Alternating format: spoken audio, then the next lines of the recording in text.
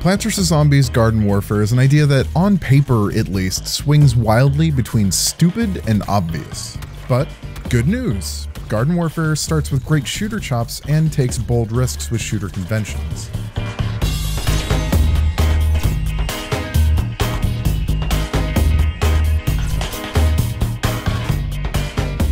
Garden Warfare is strictly multiplayer. There's no campaign and no narrative other than Crazy Dave and his impulse to invest in living compromised real estate markets.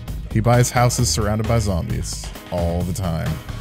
Plants vs. Zombies has always been about adorable but powerful houseplants who defend human lawns from, well, zombies. The original games were variations of the tower defense genre. Garden Warfare is a third-person shooter where you control plants and zombies. Each side has 4 unique character classes, but there's no identical counterparts. The Sunflower is the plant's healer, for example, and her basic weapon resembles a submachine gun or assault rifle in a conventional shooter. Except her bullets shoot from her face and are made from sunshine, and yes, it looks as ridiculous as it sounds. Whereas the Zombie's healer, the Scientist, has a shotgun-style goo blaster. The Sunflower heals with a beam, where the Scientist drops a fire hydrant that spews purple healing goo. Specific roles are filled very differently depending on whether you're playing as Flora or formerly Fauna. This makes for a total of 8 very different combatants. The two teams play very differently than one another, and I had a lot of fun learning new tactics and adjusting on the fly depending on what side I was on. Garden Warfare looks like chaos, but it rewards tactical thinking and smart play over twitch reflexes and sick headshots. And quirky options like the Chomper provide an entry point for players who aren't serious shooter veterans.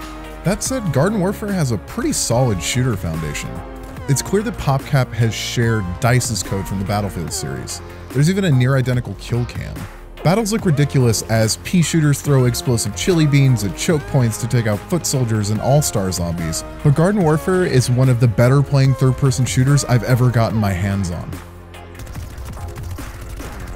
Garden Warfare presents a potential for crossover between 2 very different potential audiences. Shooter fans and more casual players who love everything about Plants vs. Zombies. Competitive multiplayer fans will be comfortable with Team Vanquish, which is like Team Deathmatch, or the objective-based mode Gardens and Graveyards, which resembles Rush in the Battlefield series. Garden Ops is for the casual players, mostly. Garden Ops has your team of plants defend a garden from waves of zombies. It's a simple setup that comes together beautifully, but teams have to work together, because Garden Ops is really difficult. On normal, anything less than a full squad is suicide. On easy, my 2-player team still had a tough time. Both adversarial and co-op integrate Garden Warfare's sticker store.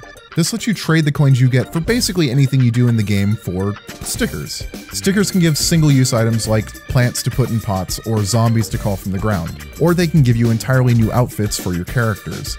All of this is glued together by the classic PvZ aesthetic. It really ties the room together, even though the newly realistic plants turned out way scarier than the zombies did in the transition to third-person shooter. Different doesn't always mean good, and Garden Warfare could have been an underwhelming exercise in missing the point. Instead, Garden Warfare takes a solid shooter and uses plants and zombies to free it, making for a brave, fun, accessible multiplayer game.